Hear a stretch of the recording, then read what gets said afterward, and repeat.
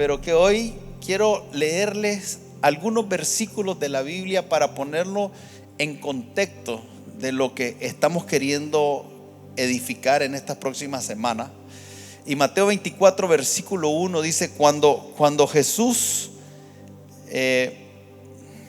salió del templo y se iba, se acercaron sus discípulos para mostrarle los edificios del templo. Respondiendo él les dijo: ¿veis todo esto?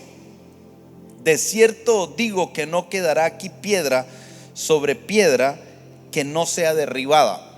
Ahora quiero que mire esto, porque los discípulos están viendo algo físico y están viendo un templo que representaba una parte de la gloria de Israel.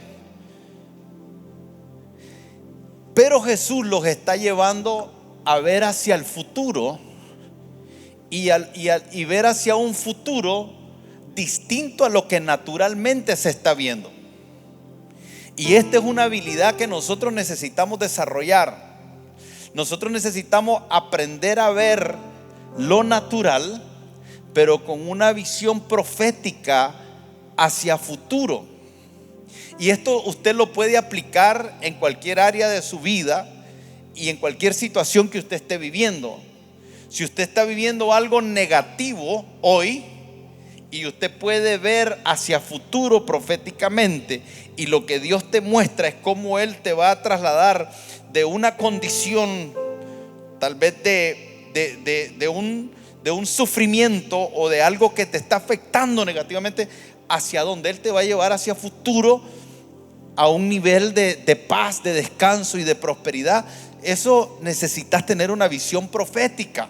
No te podés quedar viendo solo lo que están viendo tus ojos. Eso es muy peligroso.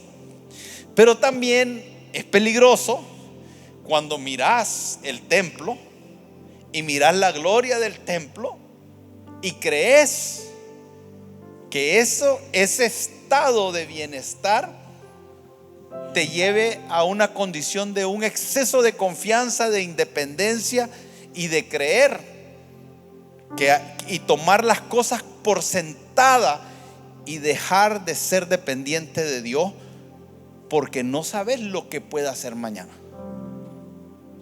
Y la Biblia nos habla del peligro que hay cuando nosotros ponemos nuestra confianza en nuestros logros, en las riquezas. Y nos puede pasar la que le pasó a David cuando hizo aquel censo, porque David manda a hacer un censo y comienza a darse cuenta de todo lo que ha logrado, y de alguna forma ofende a Dios, no por el censo, no porque tuviese lo que tenía, sino porque cuáles eran las intenciones del corazón. ¿Qué es lo que David estaba queriendo demostrarse a sí mismo? Y creo que es posible que David cometiera el error de estar poniendo su confianza en caballos y carros. Y la Biblia dice que no es con ejército, no es con espada, es con su Santo Espíritu. Entonces hay algo que debemos de tener cuidado de tener una visión. Y Jesús, cuando sus discípulos se acercan para mostrarle el edificio del templo que los hacía sentir orgullosos, Jesús les responde: ¿veis todo esto? De cierto digo que no quedará aquí piedra sobre piedra que no sea derribada. Y estando él sentado en el monte de los olivos, los discípulos se le acercaron aparte diciendo: dinos, ¿cuándo serán estas cosas? ¿Y qué señal habrá de tu venida y del fin de los siglos? Respondiendo Jesús les dijo: mirad que nadie os engañe, porque vendrán muchos en mi nombre diciendo: yo soy el Cristo, y a muchos engañarán. Y oiréis de guerra y rumores de guerra. Mirad que no os turbéis, porque es necesario que todo esto acontezca, pero aún no es el fin. Porque se levantarán nación contra nación y reino contra reino, y habrá pestes y hambre y terremotos en diferentes lugares, y todo esto será principio de dolores. Yo no sé cuántos de ustedes pueden ver escenarios donde las cosas están acelerándose de una forma demasiado rápida. Hay cosas ocurriendo por todos lados. Ahora tenemos, de un día para otro, escuchamos que hay una guerra en Israel. Y hemos escuchado incluso en las noticias decir que nunca había habido un tiempo tan peligroso y una posibilidad como nunca de que haya una tercera guerra mundial. Y fíjese, porque cuando Jesús les está enseñando a sus discípulos acerca de esto, una de las cosas que les dice es que cuando esto esté pasando, que no se turbe su corazón. Dice en el verso 6: y oiréis de guerra y rumores de guerra, pero mirad que no se turbe su corazón. Ahora, si usted me dice a mí, pastor, ¿cómo uno no se va a turbar del corazón sabiendo que hay una guerra, que hay una posibilidad de una tercera guerra mundial? Entonces ahí es donde Jesús está queriendo llevar a la gente a que podamos ver desde una visión profética el cumplimiento de los tiempos, de tal manera que no solo tengamos una percepción profética correcta, sino que también nuestra vida, por causa de lo que estamos viendo proféticamente, pueda ser dirigida de la manera correcta. Aquí dice: no se turbe su corazón, porque es necesario. Diga conmigo: es necesario. Hay cosas que son necesarias que ocurran para que algunas profecías que se han dado en las escrituras también se cumplan. Y es aquí donde comenzamos a ver todas estas señales y nosotros a ir desarrollando cómo vamos a vivir en estos tiempos. Y el primer consejo que Jesús da aquí a los discípulos es: mirad que nadie os engañe. Diga conmigo: que nadie nos engañe. Pero nunca ha habido en la historia un engaño tan descarado. Nunca ha habido en la historia un momento donde haya tanta desconfianza como los que estamos viviendo hoy. Nunca ha habido tanto descaro para que alguien diga algo público y a las horas se atreva a decir algo contrario y ya todo el mundo se olvide de lo que dijo anteriormente y ahora esté diciendo algo contrario y parezca que nada. Hay un espíritu de engaño moviéndose. Es una cosa loca.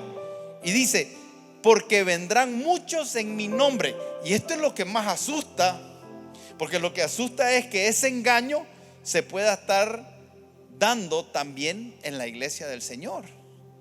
O sea, no es un engaño que se está llevando a cabo en el mundo solamente, es un engaño que va a comenzar a desarrollarse dentro de la iglesia.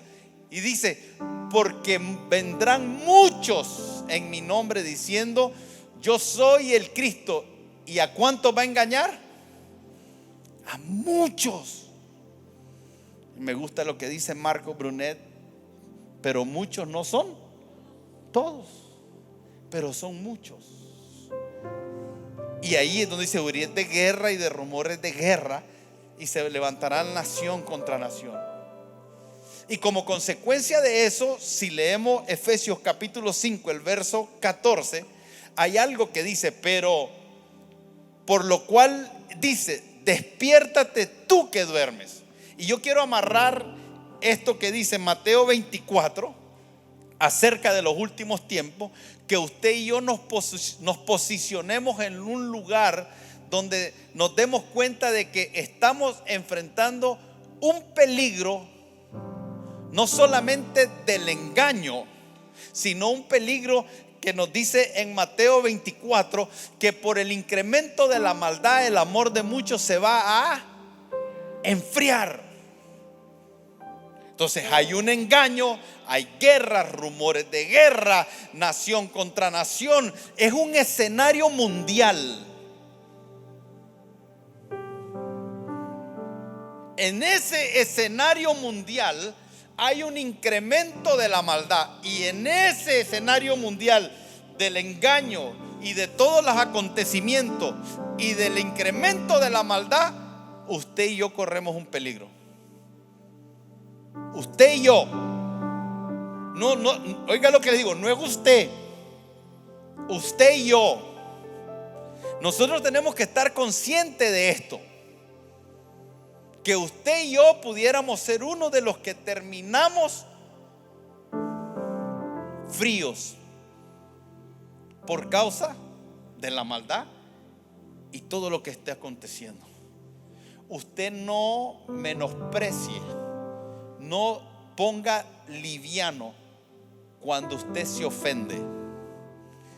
La ofensa, cuando nosotros nos ofendemos, es porque creemos que alguien hizo algo que no debió de hacer. Y por lo general eso que no debió de hacer lo interpretamos como algo malo. Y cada vez que nosotros estamos enfrentando algo que desde nuestra interpretación es malo, estamos posicionados en un lugar que por causa de eso podemos terminar enfriándonos. Entonces el Señor aquí en Efesios capítulo 5 dice algo: despiértate, tú que duermes, y levántate de los muertos y te alumbrará Cristo.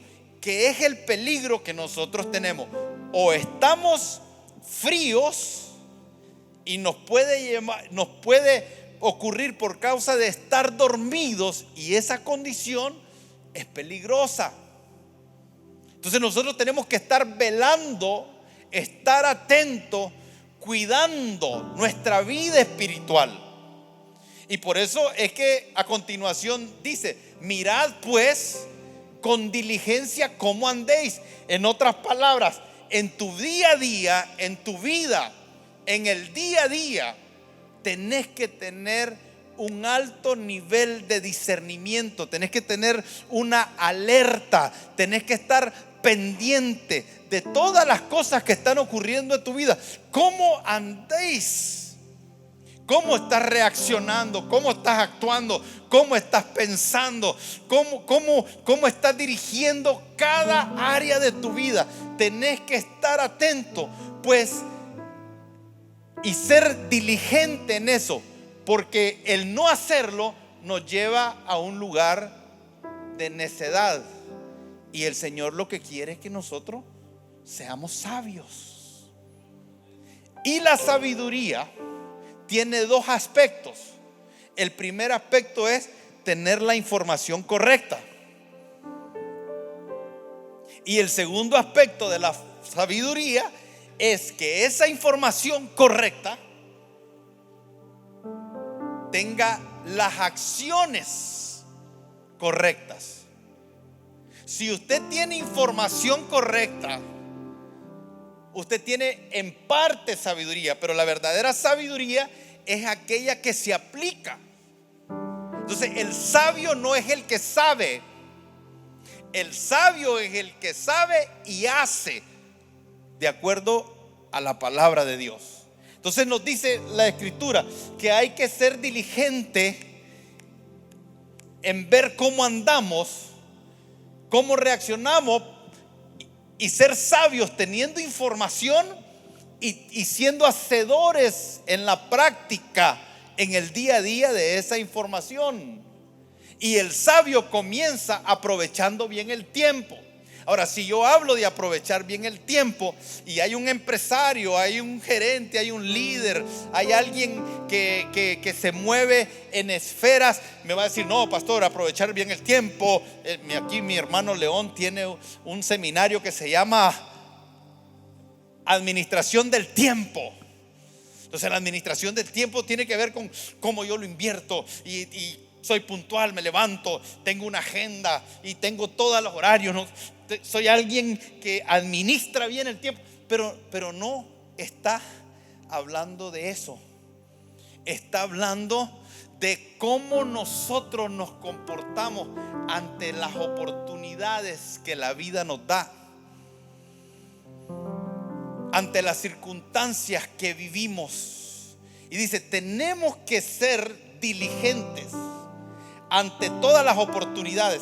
Y las oportunidades no solo son aquellas que nosotros las interpretamos como algo que nos beneficia, porque la oportunidad también está en aquello que nos causó un perjuicio, pero que nos da la oportunidad de aprender algo que nos puede librar de algo peor mañana. Las oportunidades no necesariamente son aquellas cosas que para nosotros son atractivas o las interpretamos como beneficiosas. No, las oportunidades son todas aquellas situaciones que se dan en nuestra vida que nosotros le podemos sacar provecho. Y por eso es que la Escritura dice que a los que aman a Dios todas las cosas Entonces alguien que aprovecha bien el tiempo es alguien que está aplicando una sabiduría en cada acontecimiento de su vida. Y la razón por la que tenemos que caminar en ese nivel de diligencia es porque los días son, entre más malos los días, más sabio. Entre más malos los días, más diligente. Entre más malos los días, mejor debemos de aprovechar el tiempo.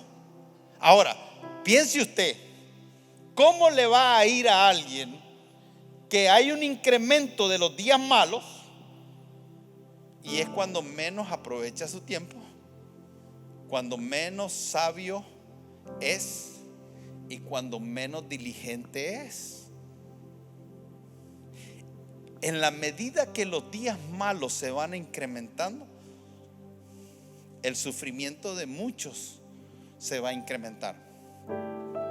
Y déjeme decirle algo, esta es una opinión personal. Creo que hay muchas situaciones en nuestra vida que vivimos que si hubiésemos sido sabios, diligentes y aprovechado bien las oportunidades, no debimos de haberlo vivido. Hay cosas con las que estamos luchando, cosas que estamos sufriendo, cosas que estamos pasando, que nos la pudimos evitar. Y eso es clave. Porque del 100% de todas las cosas que nosotros tenemos que enfrentar en la vida de forma negativa, que nos causan un daño, voy a ser muy generoso con el porcentaje que voy a dar, porque sería un poco, si les dijera lo que pienso, sería diferente el porcentaje. Yo diría que 70% de las situaciones que nosotros vivimos, nosotros nos las causamos a nosotros mismos.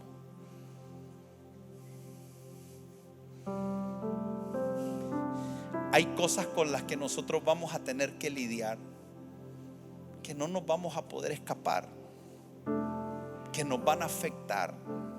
Esas son las cosas que Jesús dijo: en el mundo tendréis aflicciones. Pero si hiciéramos un inventario o hiciéramos lo que hacen algunas empresas cuando están en una situación de riesgo financiero o de lo que sea, contratan a alguien para que llegue a la empresa y haga una evaluación, y esa evaluación arroje el problema, les diga lo que está pasando. En algunos casos puede ser que la competencia esté haciendo un trabajo extraordinario, pero en otros casos puede ser que ellos estén descuidando a sus clientes, ellos no le estén prestando la atención debida a su producto, ellos no estén en una constante mejora continua.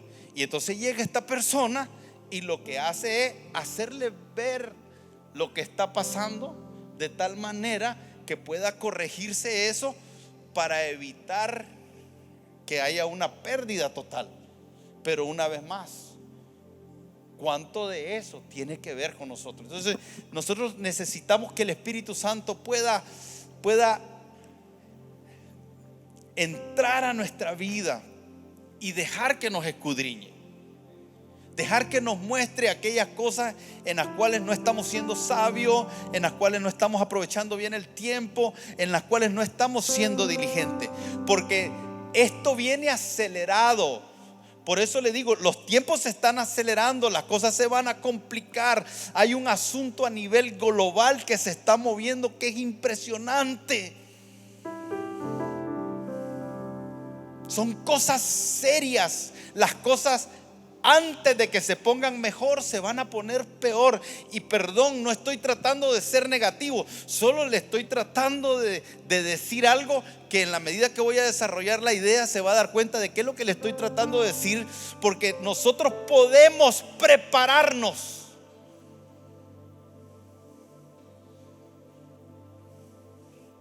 Tenemos que prepararnos. Porque el Señor nos advierte y nos enseña en la Escritura lo que ha de venir. El Señor le estaba diciendo a sus discípulos ahí: va a venir un momento que se va a destruir el templo. ¿Eso qué debió de haber provocado en los discípulos? Que cuando eso aconteciera, ellos pudieran ver eso y decir: ok, esto es lo que Jesús dijo, pero eso no nos define a nosotros, porque nosotros tenemos que estar puesta nuestra mirada en una agenda que es mayor que lo que está ocurriendo aquí. Porque si no, nos vamos a turbar, vamos a caer en ansiedad, vamos a caer en estrés, vamos a caer en preocupación y nos vamos a terminar enfermando como todo el mundo se va a enfermar. Necesitamos tener una visión profética. Y una visión profética no es otra cosa más que tener un entendimiento hacia adelante desde una perspectiva de lo que Dios está revelando y nos está anticipando y nos está diciendo que nos preparemos, que tengamos los recursos espirituales que necesitamos para poder enfrentar esas cosas. Y aquí yo no estoy queriendo generar pánico, ni quiero sonar como ese tipo que está viendo y todo lo que ve es negativo. Cuidado, porque eso es lo que quiere el diablo, que pienses que Cristo no viene nunca y que eso está lejos de ocurrir. Pero bíblicamente, hermanos, estamos en un escenario profético donde todo está propicio. Aún lo que está pasando con Israel. Y hay algunas cosas que otro día le digo, pero que cuando yo veo lo que está pasando por Israel, se me levantan un montón de ideas, de cosas que se pueden desencadenar en cualquier momento, incluso la construcción del templo. Cuando usted vea que el templo está, ahí sí ya no hay nada que falte.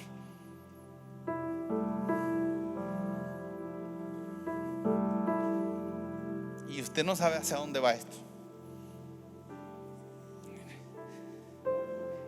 Eso nos debería a nosotros centralizar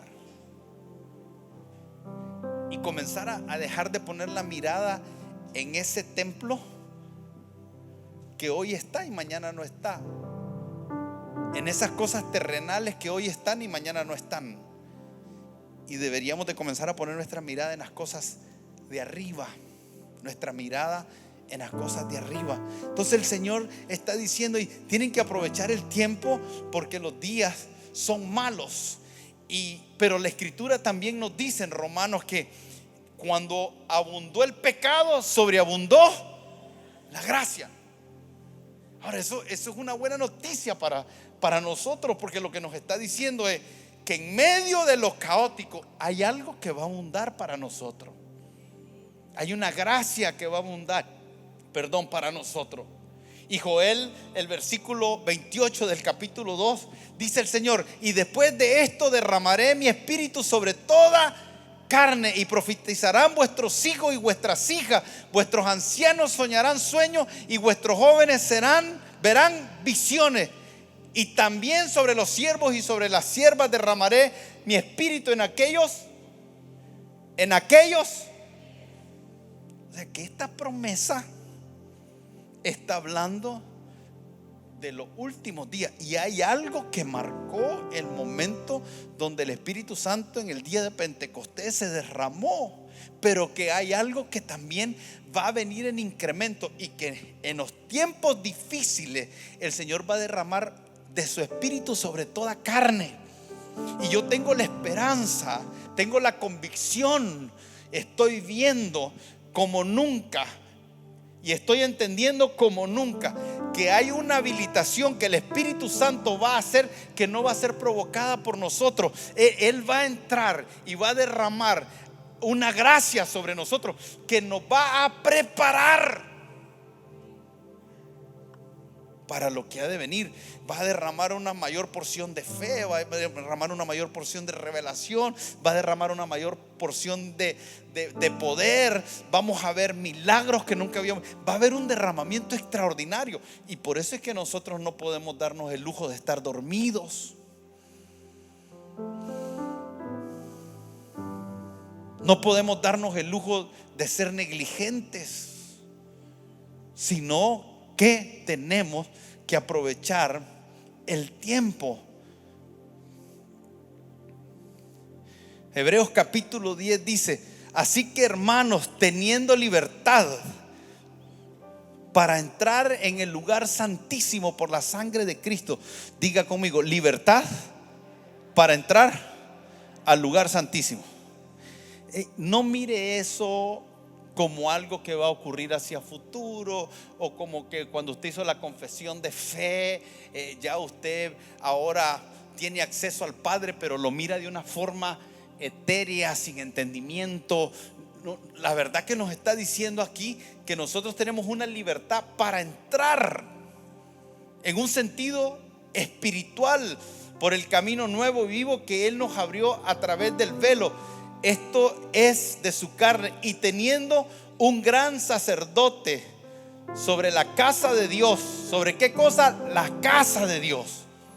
Acerquémonos con corazón sincero, en plena certidumbre de fe, purificados los corazones de mala conciencia y lavados los cuerpos con agua pura.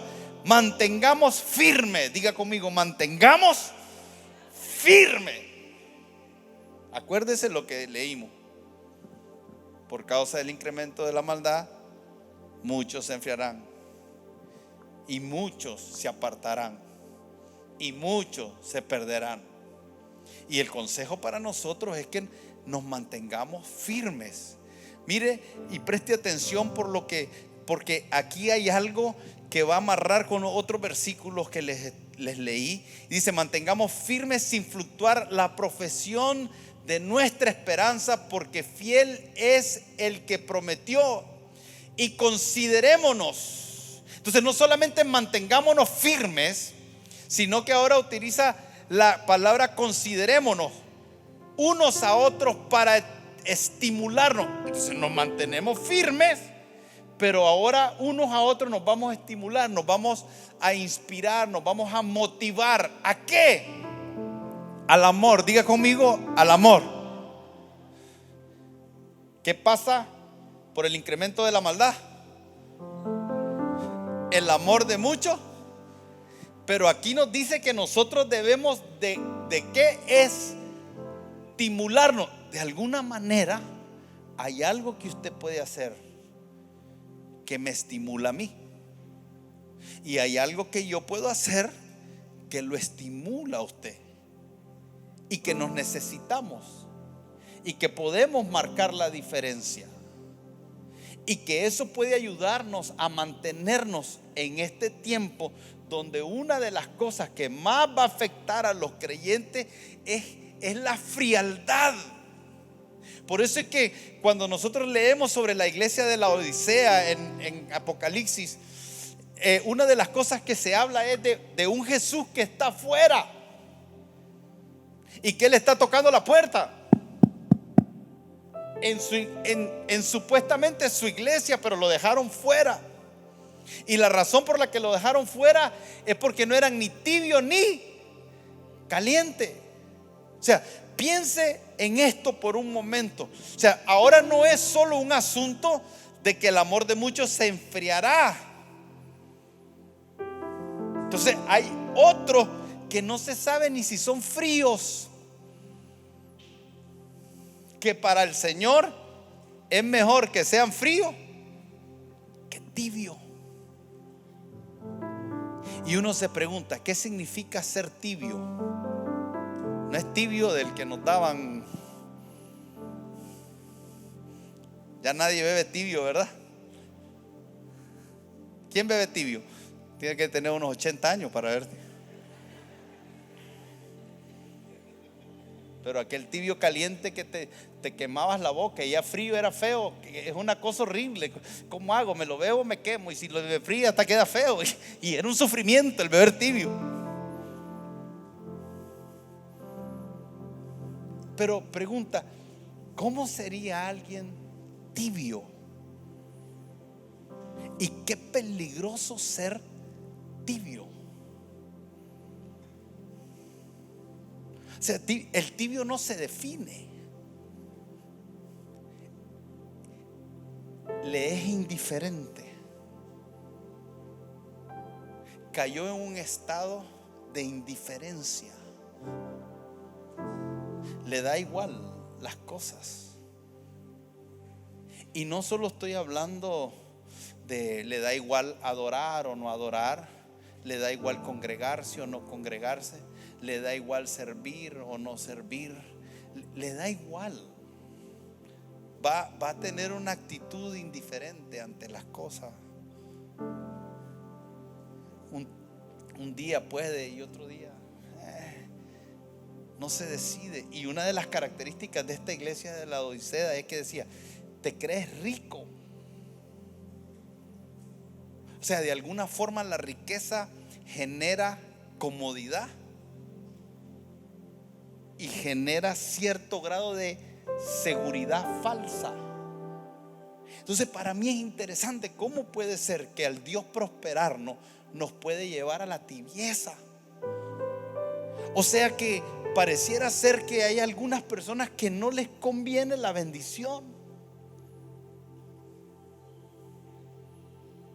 que la bendición es lo peor que les puede ocurrir,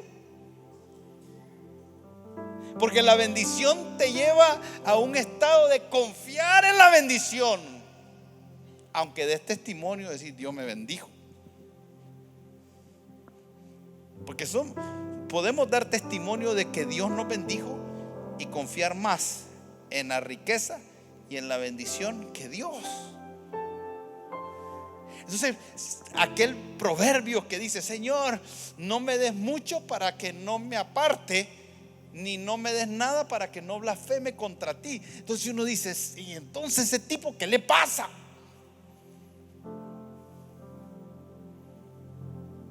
Es el típico que se está quejando porque está mal, o si tiene mucho se enaltece. Y pareciera mentira, pero la mayoría de nosotros tenemos que tener cuidado con ese asunto, que es un asunto del corazón. Porque puedo estar reclamando, ¿y por qué? ¿Y por qué? ¿Y por qué? Y no entiendo. Y Dios. O podés estar en el otro lado con la bendición, confiando en tus carros y en tus caballos.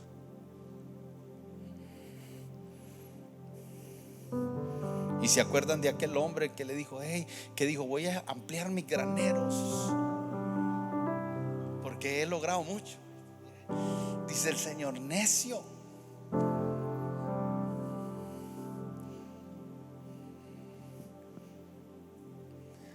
Son palabras Parecen palabras fuertes, pero sabe una cosa, hermano, las necesitamos oír porque el engaño es muy fuerte.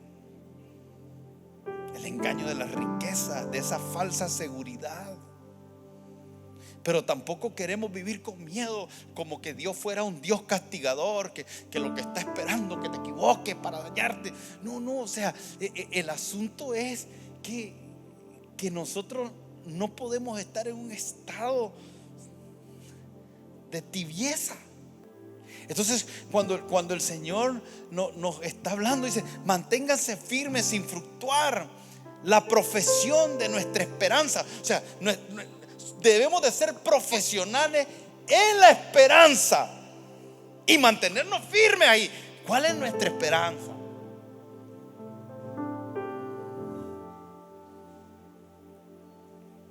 Y considerémonos unos a otros para estimularlos y a las buenas. ¿Y cuál es la buena obra? Darle comida al hambriento. Eso hasta los más malvados que quieren una foto para lucir como que son generosos, lo hacen. Eso no quiere decir que nosotros no debamos de darle comer al hambriento. Pero ¿cuál es la buena obra? La buena obra es la obra del ministerio. Son las buenas obras que Dios preparó de antemano, que para usted y para mí, escuche esto y lo digo firme. Yo sé que tengo una personalidad desagradable, pero lo digo firme. ¿Qué es la vida para nosotros si no es el ministerio?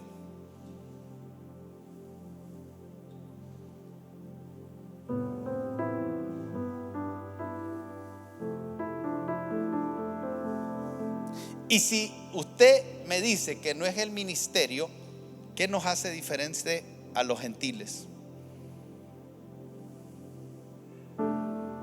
Son dos preguntas. La primera es: ¿qué es la vida para nosotros? Y si la vida para nosotros no es el ministerio, la siguiente pregunta es: ¿qué es la diferencia nuestra con los gentiles? Si la vida para nosotros no es la buena obra que Dios preparó de antemano para que nosotros anduviéramos en ella, que tienen que ver con el ministerio de la reconciliación y preparar el camino para el Señor. Son preguntas duras, confrontativas, pero que son bíblicas, no son un invento mío.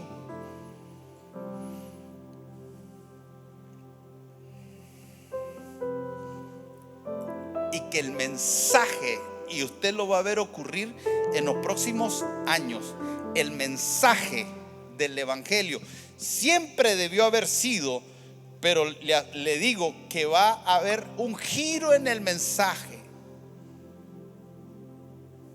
porque erróneamente hemos predicado un mensaje centrado en el hombre.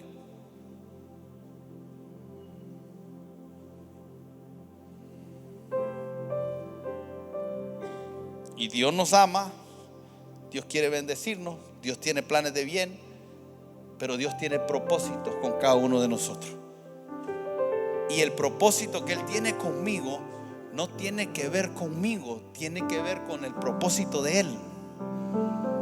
Entonces, si yo no entiendo que mi propósito tiene que ver con que yo tomo parte de algo que Él está haciendo, hay algo que Dios está haciendo, y todos y cada uno de nosotros tenemos una parte en eso. Cuando hablamos del propósito de mi vida, es ¿cuál es mi parte aquí?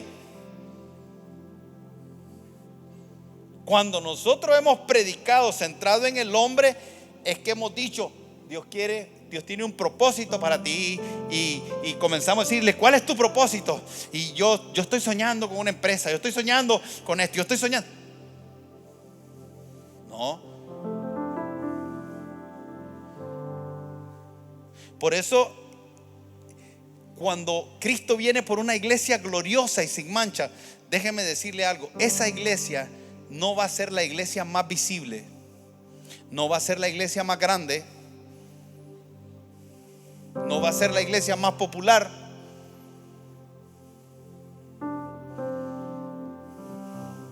Yo creo que vienen tiempos donde algunas veces vamos a decir cosas y vamos a sentirnos como Elías. ¿Será que soy el único que queda?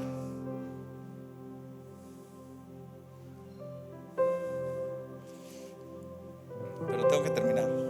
Entonces dice, para estimularlos a amor y a las buenas obras, no dejando de congregarnos, como algunos tienen por, fíjese bien, como algunos tienen por, no que deba ser una costumbre. Algunos no tienen la costumbre y otros se congregan por costumbre. No quiere decir que es la razón la costumbre. El peor error que podemos hacer es congregarnos por costumbre, porque es igual que no congregarnos. Por eso es que en un momento a la iglesia de Corintios vemos que Pablo le dice: ustedes se congregan, pero no para lo mejor, sino para lo. Se congregaban, pero se congregaban para lo. Entonces se entiende que yo me pudiera congregar para lo peor. ¿Y qué era lo peor? Contiendas, pleitos, divisiones, había inmoralidad, habían pleitos de todo tipo. O sea, era una cuestión, era una iglesia que estaba en una temporada donde tenían tantos problemas adentro que no podían hablar de las cosas del reino. Mire, para el diablo una iglesia que se está malmatando internamente es conveniente, porque tiene tantos asuntos domésticos que no puede hablar del avance del reino. Entonces, una iglesia que tiene conflictos serios internos por todos lados y está ahí y en divisiones y formas de pensar diferentes, esa iglesia es como que el diablo la mirara y dijera: hey, ¿para qué me meto si ustedes mismos no necesitan que yo llegue?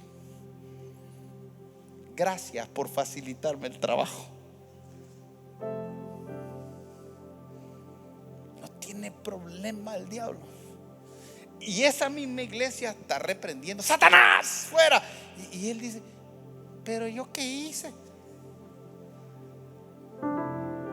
No me digas a mí, decirle a Juancho.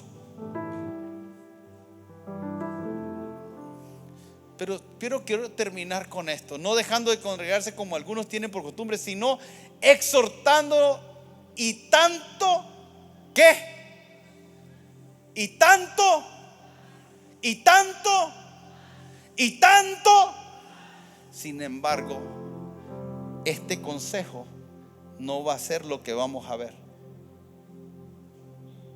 porque entre más ese día se acerca, es cuando va a venir la mayor apostasía.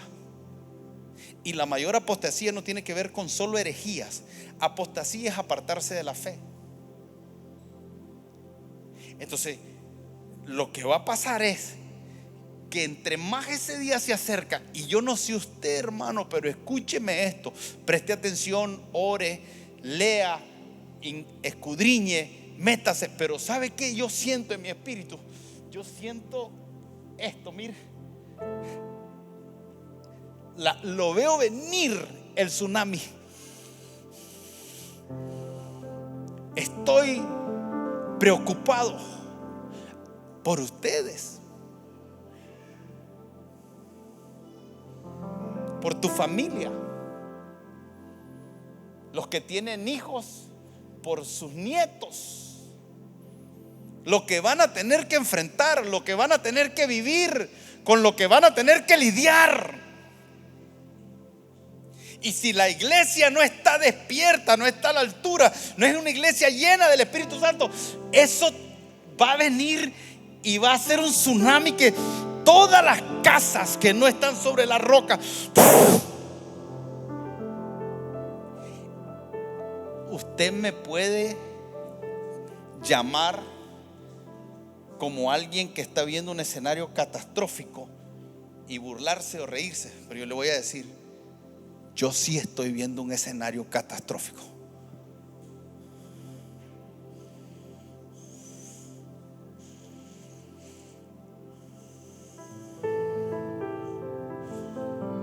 Yo sí estoy viendo un escenario terrible. Nuestros hijos, mire, yo tengo una hija de 20 y tengo uno de 7. Mi hija de 20 ya no va a tener que lidiar con lo que va a lidiar el de 7. Antes hablábamos, mi generación, 40 años, no tuvo que lidiar con eso. No, ahora 2, 3 años van a ser un abismo.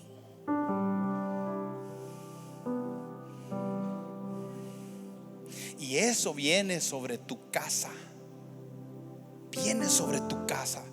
Me está profetizando, lo reprendo, me dijo una vez alguien. ¿No reprendías lo que proféticamente dice las escrituras? Por eso en Mateo 24 habla de que como en los días de Noé. Y en los días de Noé, ¿qué se venía? ¿Y qué hizo Noé? ¿Y qué va a hacer usted? Entonces, por cuestiones de tiempo no voy a decirle, pero nosotros, después de años de estar pastoreando y la historia que tiene esta iglesia, estamos definiendo ejes. Y un eje es un punto vertical en el cual giran algunas cosas. Erigir un eje lleva tiempo y lleva oposición y es un trabajo. Pero en las próximas semanas lo que yo voy a presentarle a usted es los ejes en los que vamos a edificar y a dirigir esta asignación que el Señor nos dio a nosotros como parte de un cuerpo local. Y es un eje en el cual nos vamos a desarrollar y vamos a tener que ser más incisivo, más diligente, más claro, más bíblico, más exacto que nunca, para que ese eje nos sirva como un fundamento en nuestra fe. Usted está en una iglesia que no estamos improvisando, hermano. Esa es una construcción, ese es un diseño. ¿Y qué hay en esa casa de oración? Hay un lugar de adoración e intercesión, que es un diseño bíblico que está en Apocalipsis capítulo 5 versos 7 al 8. Y que queremos que eso sea un eje de la iglesia. Que la iglesia es una iglesia que adora, es una iglesia que intercede. Y es un eje central. Pero también otro eje en el templo y en las casas, que nosotros hemos hablado esto desde el 2012. Hogares, casas de gobierno, en el 2012. Ese fue nuestro lema. Pero ¿sabe una cosa? No lo hemos llevado a cabo como deberíamos. El principal responsable soy yo. Y hay una urgencia. ¿Cómo volvemos efectivo lo que hacemos aquí? Y demostrar bíblicamente que esto es bíblico. Y lo voy a enseñar como nunca, y usted lo va a ver como nunca. Pero a la misma vez, cómo también hacer que la vida en las casas esté fluyendo. Porque es un asunto de diseño. Entonces un eje es que todo lo que hacemos en el templo tiene un sentido, y lo vamos a enseñar. ¿Y por qué es importante bíblicamente? Pero la casa es relevante. ¿Y cómo lo vamos a hacer en la casa? ¿Por qué? Porque estamos construyendo algo para lo que viene, para que estemos posicionados en un lugar donde Dios pueda usarte como lo que Él siempre determinó, como una familia que es de bendición para todas las familias de Nicaragua.